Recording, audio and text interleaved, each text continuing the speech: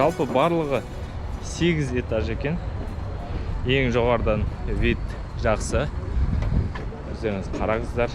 Егер көрем, қарайым десеңіздер, келсеңіз болады.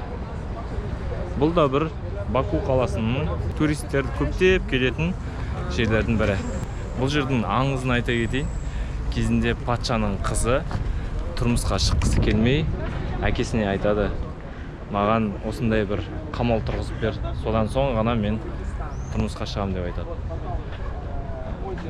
Біршама уақыт өтеді, осы қамал тұрғызылады, содан соң қыздың уже тұрмысқа шығатын уақыты келеді. Бірақ қыз әкесі таңдаған, яғни патша таңдаған адамға тұрмысқа шыққысы келмей, былай қимылдап, былай қылдап, былай сылтау айтып, ақыры аңыз бойынша осының басынан жерге секіріп өлген екен.